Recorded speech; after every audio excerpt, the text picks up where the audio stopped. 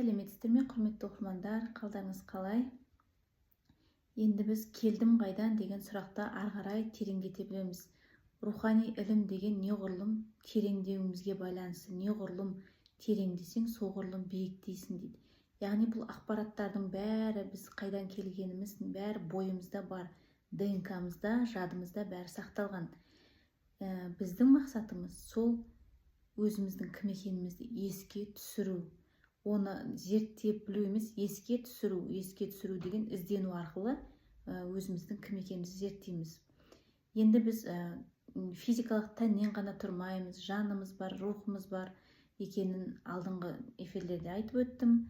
Енді бізде топырақтан жаратылдық деген әңгіме не үшін олай айтылғаны, ол сөздің бекерден бекер айтылмағаны туралы түсіндіріп беремін. Құранның Моминун сүресінің 12-ші аятында былай деп жазған екен. Яғни бұл жерде расында біз адамды дейді, нағыз балшық тегінен жараттық деп айтқан екен.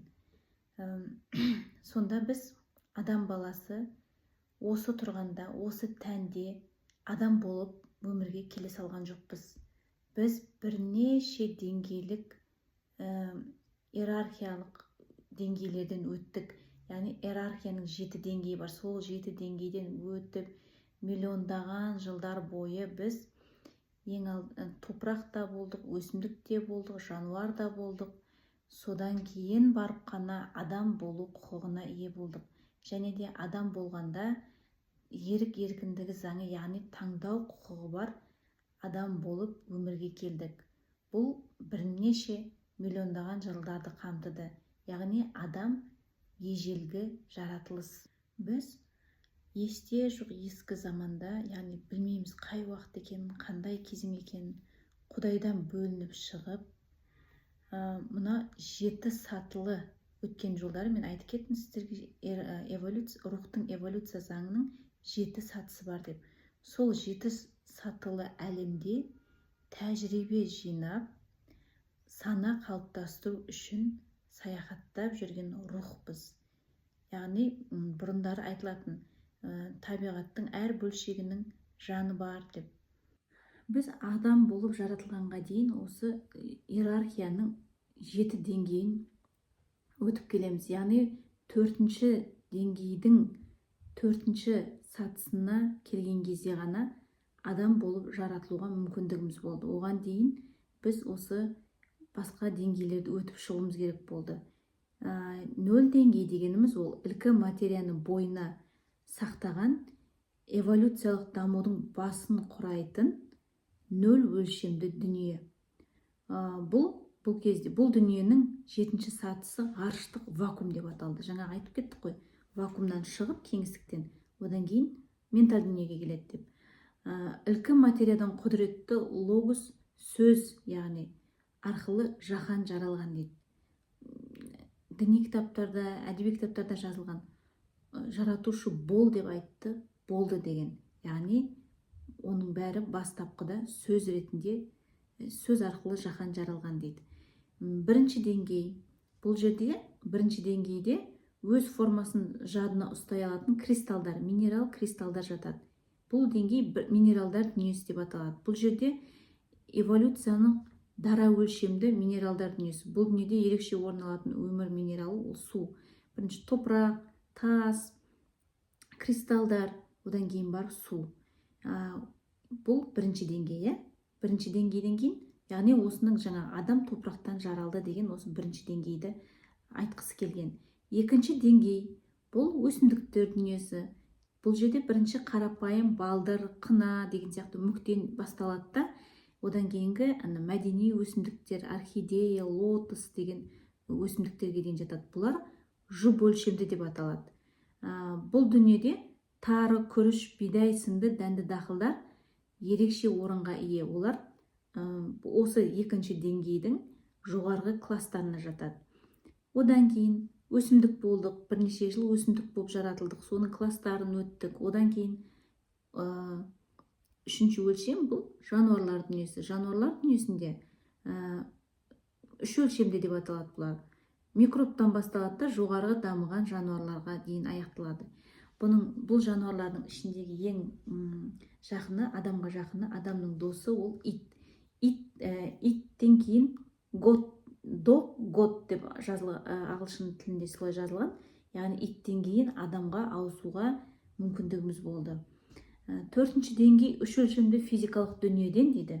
Төрт өлшемді астрал дүниесінің қалауынша ауысатын адамдардың эволюциялық дүниесі. Яғни осы төртінші деңгейде адамдар төртінші деңгейдің төртінші сатысында адам ерік еркіндігі заңы бойынша өз тағдырын өзі жасай алатын, өзінің таңдауы арқылы өзінің өмірін қалыптастыра алатын дәрежеге жетеді.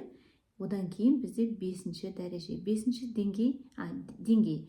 Астрал дүниесінің әрқайсысы өзі жеті сатыға бөлінетін, екі бөлікке бөлінеді.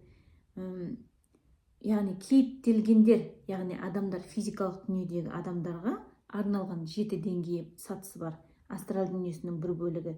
Бұрын бізде ортада перде тұрды. Төменгі бір бөлігін біз бар алдық, екінші бөлігіне бізге рұқсат болған жоқ. Екінші бөлігінде өйткені аруақтар әлемі, яғни осы өмірден өткен адамдар, қайтыс болған адамдар астрал дүниесінің екінші бөлігін иемдене алды. Бұл екі бөліктің қандай айырмашылығы бар? Физикалық денедегі кейіптелген адамдардың сыртында 0 астрал қабат болады.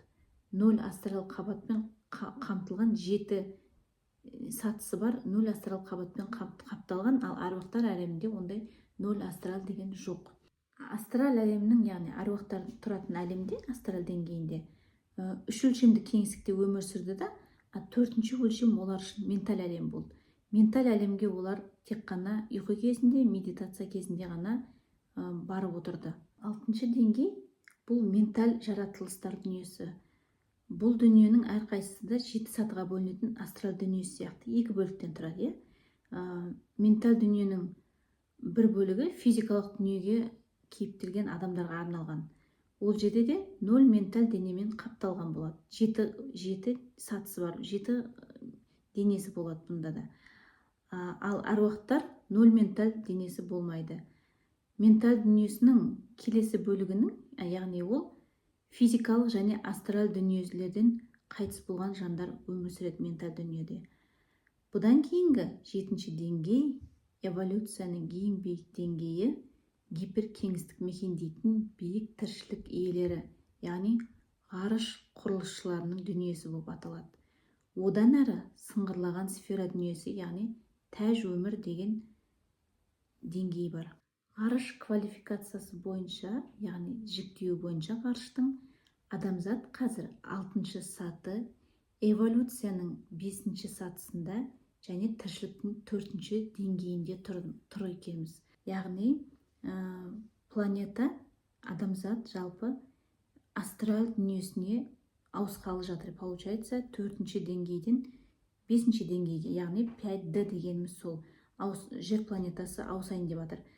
Сол ауысуды жеңілдету үшін ғарыш құрылысшылары, яғни биік тіршілік иелері, бізден бөлек расалар, солардың бәрі бізге көмектесіп, мынау эволюцияның айналымын тездетуге, оңайлатуға олар көмекке келіп жатыр. Біз ғана емес, бізге көмекшілер келіп әрекет жасап жатыр. Яғни біз астрал дүниесіне көшкеннен кейін біздің орнымызға 4-ші дүниеге, яғни жануарлар келеді. Жануарлар дүниесіне өсімдіктер келеді. Өсімдіктер дүниесіне минералдар келеді. Минералдардың бос орнына басқа жаңа душалар, яғни тәжірибе өткісі келіп жатқан әмбебап ғарыш модулі дейміз ғой, солар келіп жайғасады. Яғни бұл тоқтаусыз болып тұратын үдеріс, яғни эволюция. Эволюция ешқашан тоқтамайды, ол әрдайым дамып отырады. Квантовый скачок деп айтып жатқандарымыздың бәрі осы эволюцияға қатысу, яғни адам бір деңгейден екінші деңгейге секірісі, яғни өсімдіктердің жануарлық деңгейге секірісі, осы рет-ретімен осылай секіріс жасап отырады. Сол секіріс жасау үшін ғарыш құрылысшылары бізге көмекке келіп жатыр. Өйткені адамзат оны өзі жасай алмайды. Ғарыш құрылысшылары қалай көмекке келеді? Олар просто так келуге тоже заңдылықтарды бұзуға не имеет право.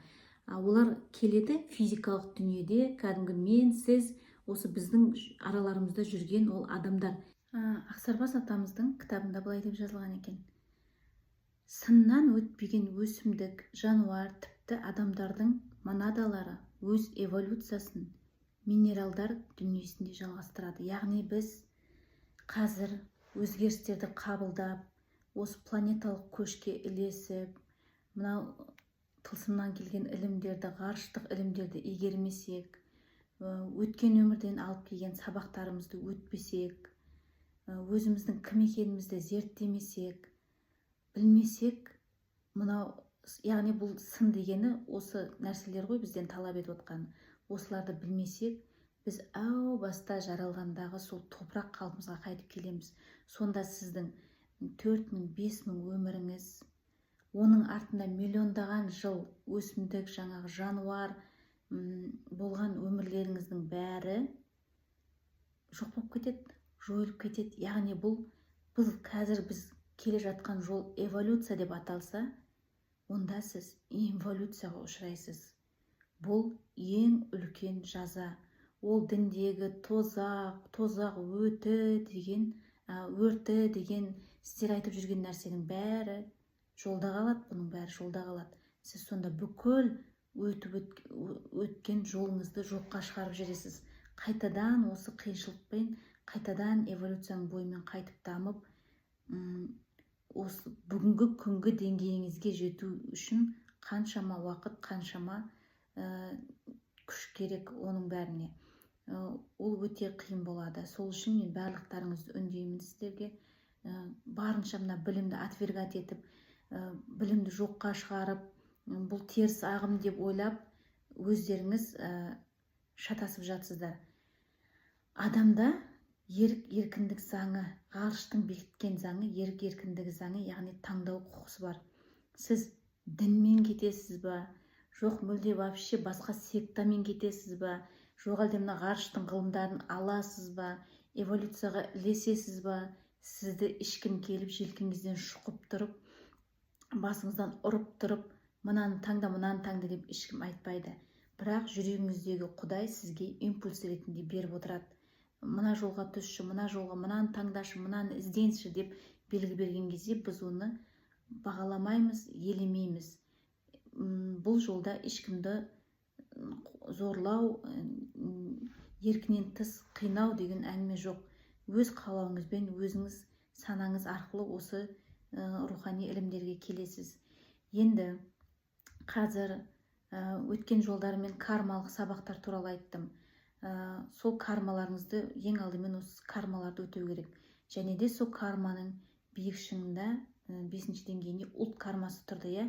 Қазір біз ұлт кармасын өтеп жатырмыз. Сол ұлт кармасында сіз өзіңіздің ұлтыңызға деген қандай да қастандық жасап, ұлтыңыздың салт дәстүрін ұстанбай, мәдениетін ұстанбай, әдебиетін игермей, киімін кимей, тілін сөйлемей, яғни бұл ұлтты сіз Құдайдан берген өзіңіз таңдап келген ұлтты қабылдамасаңыз, ұлтыңызға деген қастандық, яғни ұлттық кармаңыздың өтелмегені болып саналады.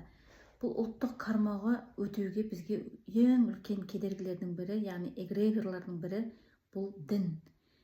Дін өз уақытында бізге қызмет қылды. Ол халықты талпа ретінде басқаруға политикалық құрал ретінде қолданды дін.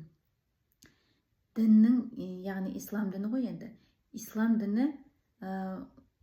дініне дейін біздің қазақтың өмірі болған, және де өте жақсы өмір сүрген, биік деңгейлерде руханияты өте биік болған. Дін келгеннен кейін де біздің Қожа Ахмет Яссауи арыстан бабаларымыз, яғни олар өте саналары ашық болды, миларында шектеулер болмады, көкіректерінде рухани құндылықтары өздері жайлы көп мәлімет білді. Және де келген ақпаратты, Құранды ол Қожа Ахмет Яссауи бабамыз тазасын ала білді, оны фильтровать ете білді. Ол дінге қоса сол арабтар ғой, арабтардың салт дәстүрі бізге білінбей ол кіріп кетті. Ол соны кіргізбей отырды. Сол себепті біздің Қожа Ахмет Яссауи бабамызды ол арабтар жақтырмаған, ұнатпаған. Өйткені бұл кісі білімді болды. Енді біздің қазір жастардың ондай Қожа Ахмет Яссауи сияқты санасы ашық, білімі жоғары емес, көкірегі де ашық емес. Сол себепті ол қазір бізге ұлттық идеологияны бұзу үшін дін салт дәстүрмен келіп бізді, яғни қазақтарды араб қылғысы келіп жатыр. Біз қазақ боп туылдық, қазақ боп өмірден өтуіміз керек. Қазақпыз ба? Қазақпыз. Арабтың дінімен қоса салт дәстүрін араластырмауымыз керек. Сосын жақында ғана біздің президентіміз Қасым-Жомарт Кемелұлы Тоқаев жарғы шығарды, дінді теріс ағымдарды шектеу керек. Біздің ұлттық идеологиямыздың бұзылуына жол бермеуіміз керек деп. Яғни президент деңгейінде бұл қолға алынып жатқан кезде әрбір қазақ болып туылған адам баласы бұны өз санасымен ойланып, өз жүрегімен түсініп таңдау жасау керек. Таңдау еркіне ешкім кіре алмайды. Сол себепті әркім өзі таңдау жасау керек. Өзіміздің ұлтымызға деген сатқындық жасамауымыз керек. Дінге дейін, мен өз тәжірибемнен түсінгенім, дінге дейін біздің қазақ халқы тұнып тұрған руханият қой, өзі бәрінде салт дәстүрмен, мақал мәтелдермен бәрін айтып отыр. Ғайбат айтпа деген діннен, пожалуйста, алыңыз. Үлкенді сыйла деген діннен алу керек. Бірақ олардың киімі, олардың салт дәстүрі, олардың басқа да дүниелерін біз өз жүрегімізден кіргізбеуіміз керек. Біз, когда санамыз ашық болған кезде, біз жүрегімізге келіп атқан заттарды, эмоцияларды, дін арқылы келіп атқан руханияттарды фильтрация жасамай өткізбеуіміз керек, шекараны қою керек. Мынау кіреді маған, мынау кірмейді деп ажырата алатындай жағдайға жетуіміз керек. Ондай жағдайға жету үшін біздің санамыз есейген сана болу керек. Егер оған шамамыз келмей ма, онда дінсіз де күн көрген ғой. Қазақ халқымыз кезінде дінсіз де өмір сүрген. Сол өзіміздің баяғы салт дәстүрімізді жаңғыртып, сол мақал мәтелімізді қолданып жақсы деңгейлерге, жақсы дәрежелерге жеткен. Дінде енді парыз деген зат бар. Парызға дейін адамзатта жаңағы карма деген бар. Карма яғни қарыз. Сен бірінші өзіңнің деңгейіңдегі, әулетіңнің деңгейіңдегі, топтың деңгейіңдегі, ұлт деңгейлеріндегі қарыздарыңды өтеп ал, бәрін орын-орнына қой. Одан кейін жаңағы айтып өткен өзің кім болдың? Тас болдың, топырақ болдың, өсімдік болдың, жануар болдың. Сол одан кейін 5000 жан әруақтарың бар. Әруақтан бастап анау жердегі жатқан тасқа дейін сый құрмет көрсетіп, оларға қамқорлық жасай алатын санаң болса, сондай жүрегіңде соларға қамқорлық жасайтындай мейірімің болса, одан кейін, пожалуйста, парыздарыңды ұстай бер. Сен бірінші қарызыңды өтеп ал.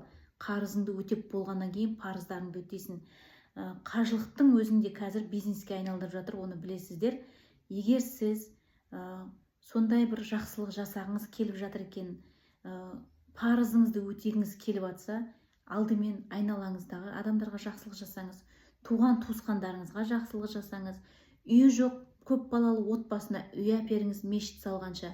Қазір енді, бұрын енді дін біз үшін жоғары дүние болып саналды ғой. Енді қазір діннен де биік дүниелер, яғни ғарыш заңдары, тылсым әлем, соның заңдылықтары. Енді біз санамызды кеңейтуіміз керекпіз ғой. Шектеулерді алып, санамызды шексіздікке жеткізуіміз керек.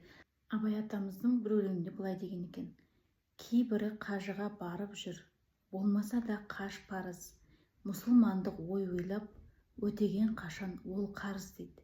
Яғни сен бірінші парызыңды өтемей тұрып, бірінші қарызыңды өтеп ал дейді. Яғни ғаламдық заң, кармалық заң бойынша сен сол хотя бы 5 деңгейдегі қарызыңды өтеп ал, сосын барып парызға мүмкін кірісерсің деген оймен айтылған екен. Ол бірінші өзіңнің жеке кармаң, одан кейін топ кармаң, одан кейін әулет кармасы, содан кейін бар ұлттық карма. Яғни бұл карма сөзін бәрі теріске санап, шірк деп санап бізге өзіміздің основной міндетімізден қақшақтату, яғни алшақтату.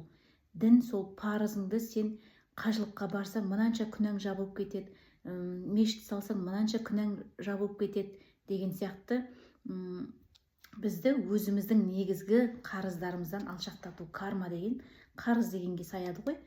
Енді сен мынау кармический нумерологияда осы әулет кармасы, өзіңнің кармаң жазылған, жақсы ақпарат берілген. Ол нумерология шірк ғылым, ол шірк деп оған жол атқызбайды адамдар. Көп адамдар өзінің кармасын білмейді. Одан кейін әулет туралы, әруақ туралы айтып бастаса, ол әруақтарға сүйіну, құдайға бағынбай, әруақтарға табыну, ол бізге жат қылық, бізге сәйкес келмейді деп оны да алшақтатып жатыр. Енді соңында келіп біздің қазағымыздың өзіміздің салт дәстүрімізді оны да бір күні шірк деп айтатын шығар. Сөйтіп өзіміздің ұлттық кармамызға да өтеуімізге кедергі жасап жатыр жалпы. Бұл дін, яғни дәл қазіргі уақытта, мүмкін бұрын ол дін біз үшін шырақ болды. Ал дәл қазіргі переход уақытында дін біздің өзіміздің қарыздарымызды өтеуге деген, өзімізді іздеуге деген жолымыздан шатастырып, адастырып жатыр. Лишь бы сіз дұрыс жолға түспеудің амалын жасап, діннің эгрегоры қазір бізге өте үлкен кедергілер жасап жатыр, қазақ халқына, қазақ ұлтына. Сол себепті барлығымызды өзімізді іздеуді, қайдан келдік, ғаламның, ғарыштың қандай заңдары бар, қандай заңдылықтармен өмір сүріп жатырмыз, кармалық қандай сценарийіміз бар екен, жазмыш дегеніміз не, яғни бұның бәрін қазақтар бұлын білген, оны ешқайдан аспаннан алып жатқан жоқпыз. Қазақтың халқының өзінің салт дәстүрі, адамның сыртынан сөйлеме деген, ғайбат айтпа, яғни біреудің шекарасына кірме, қонақ келсе күтіп ал. Яғни сен егер қарызды құтылғың келсе, қарызды жеңілдеткің келсе, онда сен жаратушының жаратылыстарына сый құрметпен қарада, оларға қамқорлық жаса. Болды, осы екі-ақ заңдылық: сый құрметпен қара, яғни мейіріммен, махаббатпен қара, және жанашырлықпен қара. Бүкіл ананың айтып жүргені, мынаның айтып жүргені, діннің айтып жүргені, ана діннің айтып жүріп таласып, тармасып жүргендегі мәселе, сен өзіңнің, яғни кім екеніңді біл, жаратушының жаратылыстарына махаббатпен, сый құрметпен қара, және де оларға қамқорлық жаса. Болды, осы үш нәрсені жақсылап түсінсең, ол бүкіл дінді қазбалап, ананы оқып, мынаны оқып, ананың айтқаны дұрыс па деп қатты ойланудың керегі жоқ.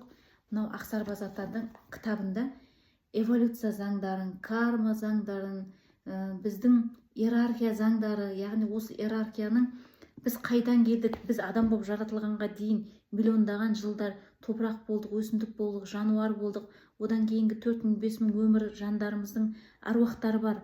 Соларға сый құрметпен қара дейді. Оны қазақ, бұл кітап жазылғанға дейін де қазақ оны білген. Біз просто оны ұмытып, басқа нәрселердің жетегінде кетіп қалып жатырмыз. Өзіміздің өзегімізді ұмытып қалып жатырмыз. Сол мейлі ол сырттан керек те шығар, бірдеңелер алу, ғылым алу керек шығар, өнер алу керек шығар. Бірақ та біз ең алдымен өзіміздікін, өзегімізді тіктеген кезде ғана, өз-өзімізге беріп болған кезде, берілместей мықты болған кезде ғана сырттан ілім алуға болады. Яғни басқа кітап, басқа дүниелерден гөрі мынау Ақсарбас атамыз бәрін топшалап, әдемілеп, жинақтап жазылған осы кітаптың желісімен жүрсек, біз адаспаймыз. Өзіміздің ұлтымызға, рухани құндылығымызға қарсы шықпаймыз. Енді Шәкәрім атамыз былай дейді: ақыл құсы адаспай аспандаса, әлемде нәрсе болмас оған таса, жеті көк жерден оңай басқыш болып, ғарышқа қол жетеді қармаласа. Яғни ақылыңды таза ұстасаң, өз жолыңды білсең, саған көктен ілім ашылады дейді. Ғарышқа қол жеткіз деп сол заманда бізге жазып кеткен екен. Ғарышты зерттеңдер, ғарыштың энергиясын игеріңдер, тылсыммен байланысыңдар, табиғатпен әрдайым тығыз байланыста болыңдар деп сол заманда біздің мынау Шәкәрім атамыз бізге өнеге етіп қалдырған.